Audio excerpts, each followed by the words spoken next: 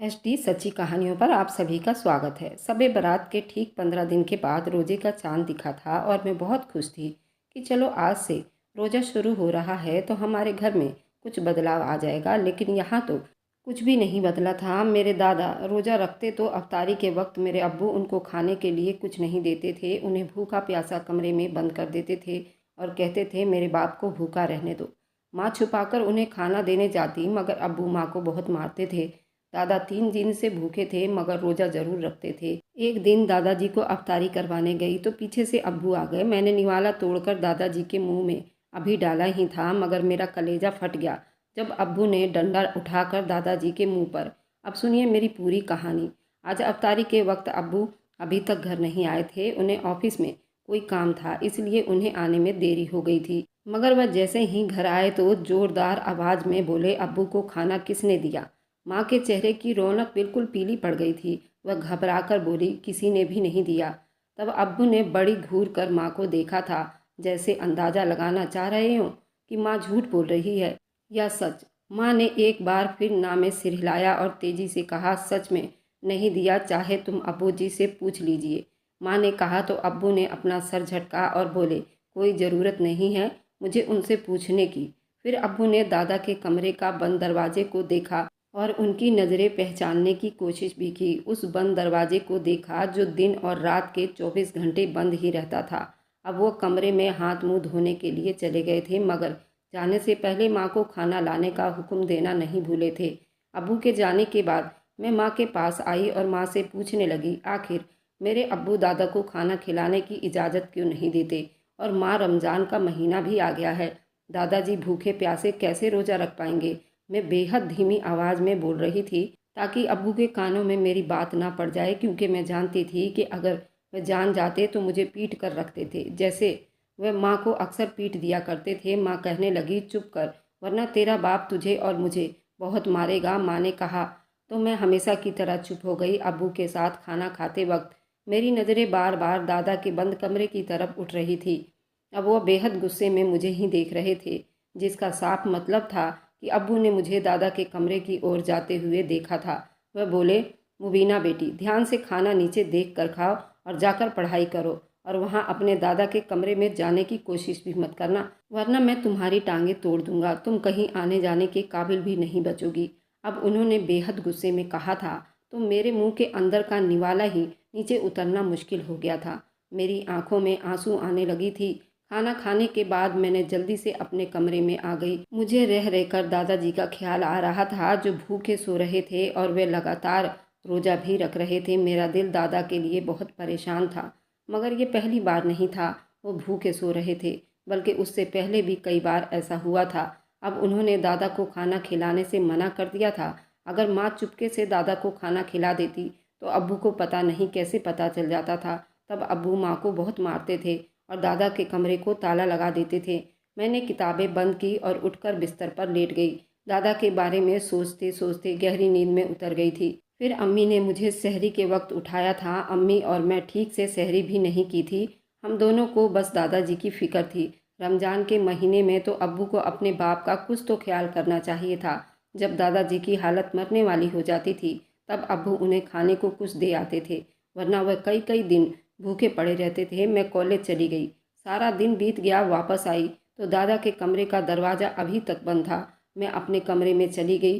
शाम 5 बजे अब्बू घर आते थे। उनके आने से कुछ देर पहले माँ खाने के ट्रे में खाना रख कर दादाजी के कमरे में उन्हें दे आती थी, जिस पर मैं थोड़ी तसल्ली में हो गई थी। मगर उस वक्त मेरी जान निकल गई थी जब मेरे अब्बू वक्त से पहले ही घर आ गए थे और माँ को आवाज़ दे रहे थे। तभी माँ हड़बड़ाकर दादा के कमरे से बाहर निकली, मगर अब्बू ने उन्हें देख लिया था और वे जान गए थे कि माँ ने दादा को अफ्तारी के लिए कुछ खाने को दे गई थी। अब वह गुस्से में माँ की तरफ बढ़ रहे थे और माँ को बुरी तरह से मारने लगे। मैं डर से चीख कर अपनी जगह से उठकर खड़ी हो गई। अब्बू माँ को मारते हुए कमरे में ले जा रहे थे। मैंने अब्बू को रोकना चाहा, मगर अब्बू ने मुझे इस तरह गुस्से में देखा था, मैं डर से एक ही जगह पर जमकर खड़ी रह गई थी। अब्बू माँ को मारते रहे और मैं डरी सहमी कांपती रही। पहले भी कई बार अब्बू ने माँ को सिर्फ इसी बात पर मारा था कि माँ ने दादा को खाना क्यों खिलाया है। अब्बू ने दादा के कमरे के बाहर से ताला लगा दिया, मगर मैं जानती थी कि कुछ दिन बाद ये ताला खुद ही खोल देने वाले थे, क्योंकि वो पहले भी कई बार ऐसा हुआ था। जब भी माँ दादा को खाना खिलाती तो अब्बू माँ को बहुत मारते थे और दादा के कमरे को बाहर से ताला लगा देते थे, लेकिन कुछ दिन के बाद खुद ही वह खोल भी देते थे। मैं हमेशा की तरह आज भी बेहद हैरान व परेशान और उलझी हुई थी कि अब्बू ऐसा करते क्यों हैं। दादा उनके बाप थे और वे अपने ही बाप को खाना क्यों नहीं देते थे। वे इतने जालिम क्यों हैं? क्योंकि दादा बूढ़े और अपाहिज हो गए थे इसलिए? अगर माँ उनका ख्याल ना रखती तो कौन रखता? ये सारे सवाल पहले की तरह आज भी मेरे दिमाग में चल रहे थे, मगर मेरे पास हमेशा की तरह उन सवालों का कोई जवाब नहीं था। अब्बू का रवैया न जाने मुझे क्यों बुरा लगता था। एक तो वे दादा का ख्याल नहीं रखने देते थे और ऊपर से जब माँ ख्याल रखती थी तो अब्बू उनको भी मारते थे कि उन्होंने दादा को खाना खिलाया ही क्यों था। माँ अफ्तारी के वक्त कमरे से नहीं निकली थी। मैंने माँ को अलग और अब्बू को अलग से अफ्तारी का सामान दिया था। मेरा दिल मेरे दादा के लिए बेहद नरम पड़ने लगा था। मैं उनका ख्याल रखना चाहती थी और इस बात का बहुत बार इजहार मैंने अपने बाप से भी कर चुकी थी, मगर वो मुझे सख्ती से मना कर देते थे कि मैं उनके कमरे में ना जाऊं। न जाने क्या बात थी कि वो मुझे उनके कमरे में जाने से मना करते थे। वह ना खुद ख्याल रखते थे और ना ही किसी और को रखने देना चाहते थे, बल्कि अगर मैं दादाजी का ख्याल रखना चाहती तो मुझे डांट कर रोक देते कि मैं उनके कमरे में ना जाऊं, जिसकी वजह से मैं उनके डर से उनकी बात मानकर दादा के कमरे में जाती तो नहीं थी, लेकिन मेरा शक बहुत बढ़ने लगा था। आखिर ऐसा क्या है जो कि वो मुझे दादा के कमरे में जाने नहीं देते। मेरा शक बढ़ते बढ़ते बेहद आगे निकल गया था। अब तो हर हाल में दादा के कमरे में जाकर वह सब कुछ पता करना चाहती थी। शायद दादा ही मुझे मेरे सवाल के जवाब दे दे। कल से अब्बू ने दादा के कमरे को ताला लगाया हुआ था, यानी दादा कल से भूखे थे। माँ किचन में बर्तन धो रही थी, जबकि अब्बू आंगन में बैठे हुए थे। मैं अपने कमरे के दरवाजे पर खड़ी ये अंदाज़ा लगा रही थी वे कब तक सो पाएंगे, क्योंकि मैंने सोच लिया था कि मुझे क्या करना है। मैंने अब्बू के बेहद डांटने के बाद भी और उनके इतना मना करने के बावजूद भी मैं अपने दादा को क्यों भूखा मरने के लिए छोड़ सकती थी। वे लोग अभी कमरे में नहीं आए थे और उनके कमरे में जाने से पहले मुझे उस ताले की चाबी अब्बू के कमरे से ढूंढ कर चुरानी थी, जो दादा के कमरे के बाहर लगे ताले की थी। मैं उनका जायज़ा लेकर उनकी तरफ से चौकन्नी और तेज़ कदमों से उनके कमरे की तरफ बढ़ रही थी और फिर हर जगह मैं चाबी ढूंढने लगी जिसके ज़रिए दादा के कमरे के बाहर लगा दरवाज़ा खोल सकता था। चाबी ढूंढने के साथ ही साथ मैं बिखरी हुई चीज़ भी ठीक करती जा रही थी, कहीं माँ और अब्बू को मुझ पर शक ना हो जाए। और साथ ही साथ दरवाजे पर भी नज़र रखी हुई थी, अगर अचानक माँ और अब्बू में से कोई आ जाए तो मैं फटाफट सीधी होकर अपने यहाँ होने का कोई बहाना बना सकूं। मगर काफ़ी जगह ढूंढने के बाद भी मुझे चाबी ना मिली। मैंने कपड़ों वाली अलमारी खोली और चाबी ढूंढने लगी, मगर अलमारी में भी वो चाबी कहीं नहीं थी। थक हार कर मैं नाउम्मीद और मायूस होकर वापस आने लगी, जब मेरी नज़र अब्बू के कमीज पर पड़ी जो आज ही उन्होंने बदली थी। मैं तेज़ी से उस कमीज की तरफ बढ़ी और उसकी जेब टटोलने लगी। अगले ही पल मेरी खुशी का इंतहा न रहा जब मैंने देखा कि उसमें वह चाबी मौजूद थी। मैंने बहुत तेज़ी दिखाई और वह चाबी चुरा ली। वापस अपने कमरे में आ गई। मैं शुरू दिन से ही दादा के साथ अब्बू का यही रवैया देख रही थी, तब से जब से वो इस घर में आए थे। उन्हें यहाँ आए करीब 1 साल होने वाला था। इससे पहले वह गांव में चाचा लोगों के साथ रहते थे और यहाँ हमारे पास कभी नहीं आए थे। लेकिन 1 साल पहले मेरे चाचा की फैमिली बाहर विदेश में शिफ्ट हो गई थी, जिसकी वजह से दादा अकेले हो गए थे और फिर एक एक्सीडेंट में अपाहिज भी हो गए थे और बोलने की ताकत भी खो बैठे थे। जिसके बाद माँ के कहने पर अब्बू दादा को यहाँ अपने पास ले आए थे। हमारे घर में बस 4 ही लोग थे, मेरे अब्बू, अम्मी और मैं होते थे। मेरा एक बड़ा भाई भी था, वह दूसरे शहर कॉलेज में पढ़ता था। वह रोज़ रोज़ घर नहीं आ सकता था, ज़्यादातर हॉस्टल में ही रहता था। हमारे अब्बू पढ़े लिखे थे, एक प्राइवेट कंपनी में अच्छी पोस्ट पर काम करते थे। जब से दादा आए थे तब से ही मैं यही देख रही थी कि अब्बू उनके मामले में बेहद जालिम थे। ना खुद उनका ख्याल रखते थे और ना ही माँ को रखने देते थे, ना ही उनको वक्त पर खाना देते थे।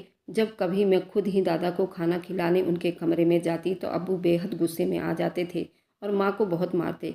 मुझे अच्छे से याद है कि उससे पहले हमारे घर में ऐसा कुछ भी नहीं होता था। माँ और अब्बू में बहुत प्यार मोहब्बत थी और एक इंसानियत देखने को मिलती थी और अब्बू ने कभी माँ पर हाथ भी नहीं उठाया था।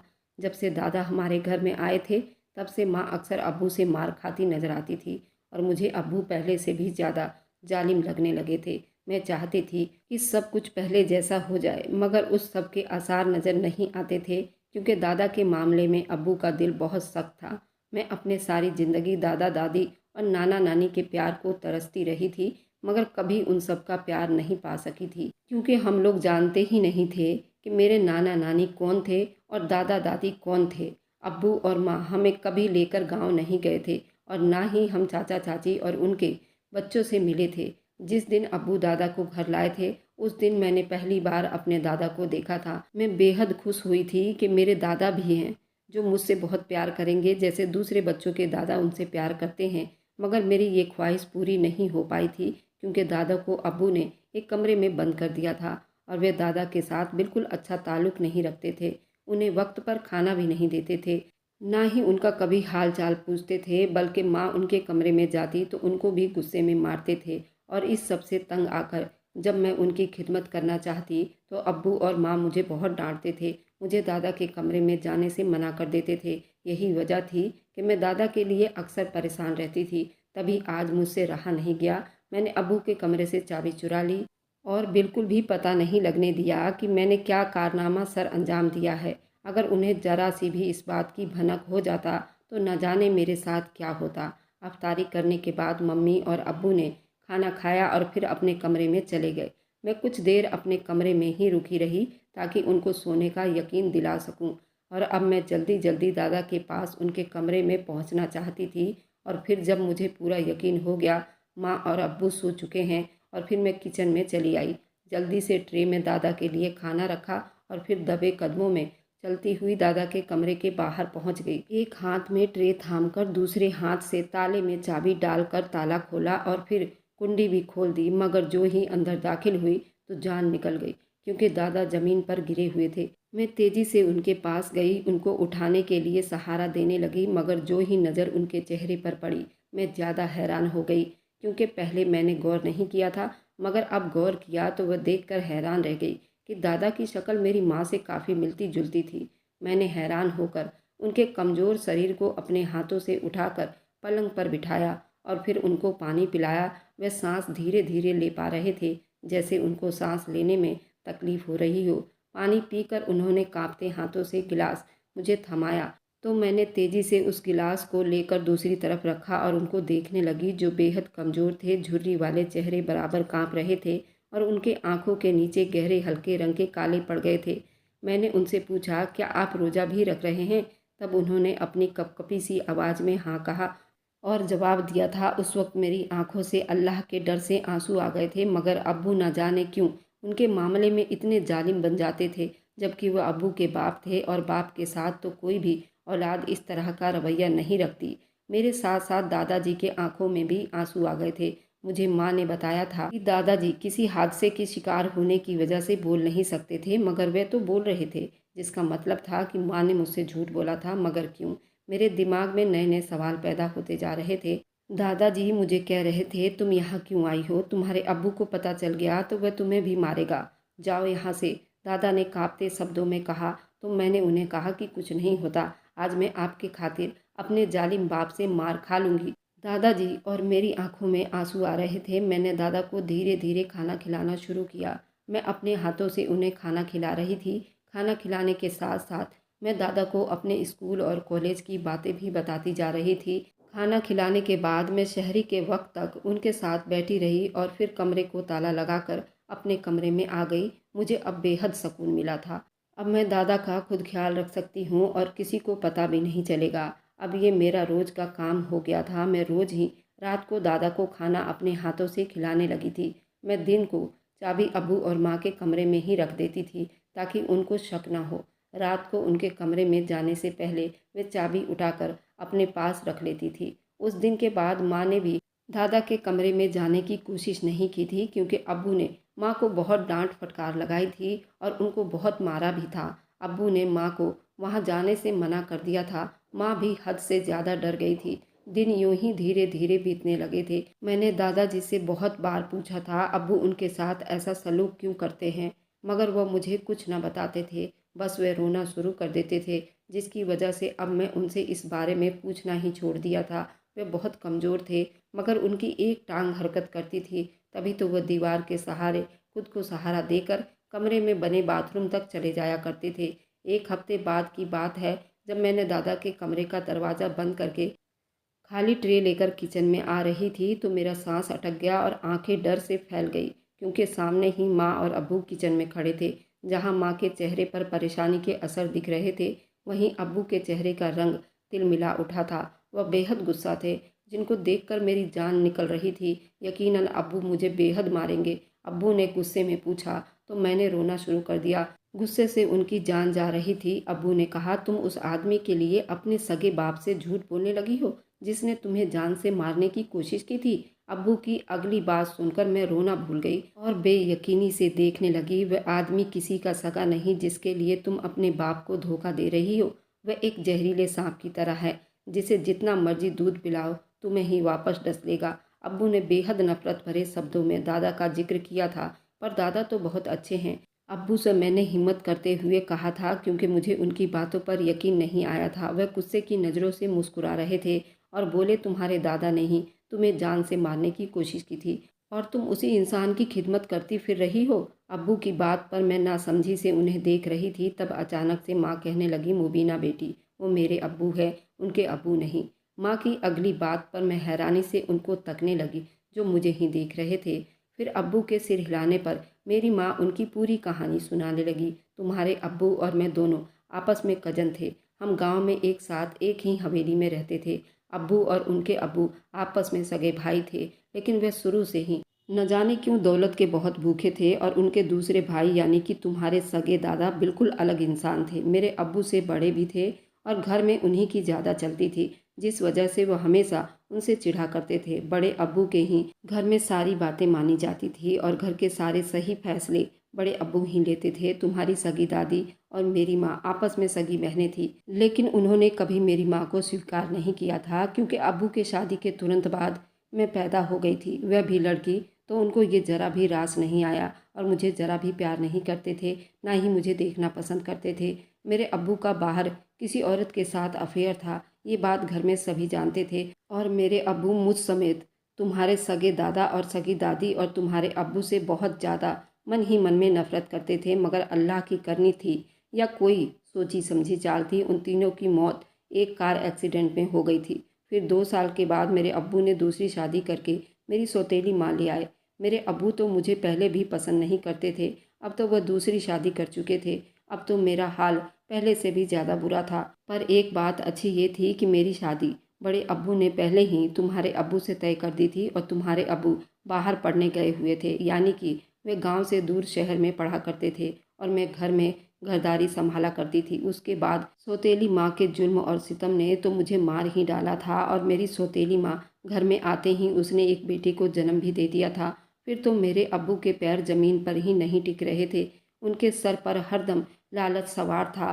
वह ये चाहते थे कि ये दोनों इस घर से चले जाए या इन दोनों को भी मार दिया जाए, ताकि ये जितनी दौलत है उनके बेटे की हो जाए, जिसकी वजह से वह हम पर इतना जुल्म किया करते थे। उनका सारा प्यार सिर्फ मेरे छोटे भाई के लिए रह गया था। उन्होंने तुम्हारे अब्बू पर रोक टोक लगानी शुरू कर दी, मगर मेरे अब्बू ने अब सौतेले का फ़र्क करना शुरू कर दिया था। वे दोनों के बीच में फ़र्क करने लगे थे, मगर मेरा छोटा भाई प्यार में बिगड़ता चला गया और उन्होंने सारी सख्ती तुम्हारे अब्बू पर ही करनी शुरू कर दी थी। उनको खेलने की और घर से बाहर निकलने की और कहीं भी आने जाने की इजाज़त नहीं थी, सिवाय स्कूल के। उनके नंबर ज़रा से कम आते तो अब्बू पूरा घर सर पर उठा लेते थे, उन्हें बेहद सख्त सजा देते, जिनमें उनको 10-10 दिन भूखा रख देते थे। अगर छोटी सी शरारत भी कर देते, वे उनको पुराने गोदाम के अंदर अंधेरे कमरे में बंद कर देते थे, जहां ना रोशनी थी और ना ही उनको खाना दिया जाता था।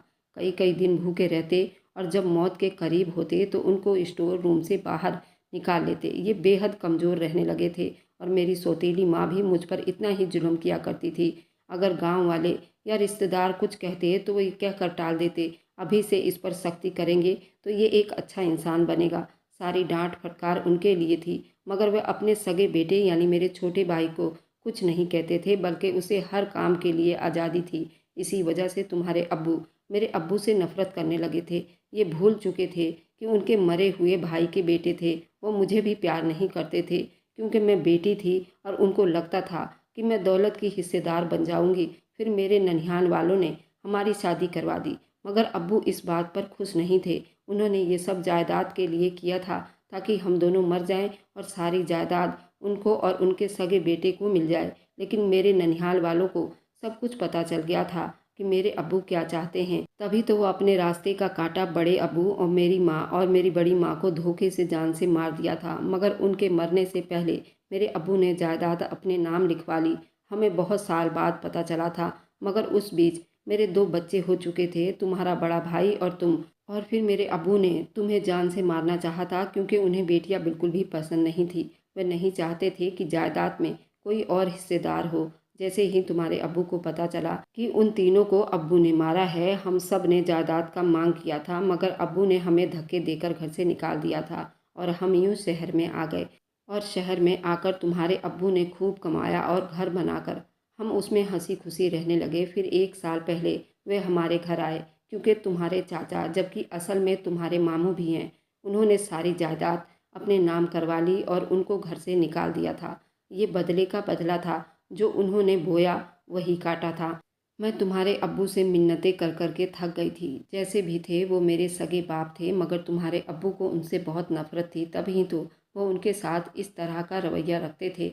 मेरी माँ सारी बात बताकर चुप हुई तो मैं रोती हुई अब्बू से माफ़ी मांगने लगी और साथ ही साथ समझाया भी कि वे तो पहले ही बीमार है, उनसे क्या बदला लेना। उन्होंने आपके साथ बुरा किया था तो उसका हिसाब तो अल्लाह खुद लेंगे। आप खुद को गुनहगार मत बनाओ। तब अब्बू का दिल भी नरम हो चुका था। अब्बू ने अपना सिर हिला दिया और मुझे चुप करवाने लगे। अब्बू जो कुछ सह चुके थे वह भूल नहीं सकते थे, तभी तो बदला ले रहे थे, मगर शायद अब उनकी भी बस हो गई थी। वह मेरे साथ नाना के कमरे में गए। हम सब पर आसमान टूट पड़ा। नाना इस जिंदगी से नाता तोड़ चुके थे, वे मर चुके थे। हम सब बेहद दुखी हुए थे। अगले दिन उनका जनाजा अदा किया गया था। मेरे भाई और हम सब उनकी कब्र पर अक्सर जाते रहते हैं, मगर एक बात तो मैं समझ गई थी कि जैसा तुम करोगे ऐसा ही पाओगे। किसी के साथ बुरा करोगे तो तुम्हारे साथ भी बुरा होगा, क्योंकि बुराई इंसान के तरफ पलट कर जरूर आती है। मैं यहाँ पर अपने नाना की बात कर रही थी। उन्होंने मेरे अब्बू और मेरी माँ के साथ बहुत बुरा किया था, तभी तो उनके खुद के औलाद ने उनके साथ इतना बुरा किया। सब कुछ छोड़ छाड़ कर बाहर विदेश भाग गया था। उनको एक एक कौड़ी के लिए मोहताज कर दिया था। इसलिए कहा गया है कि कर भला तो हो भला।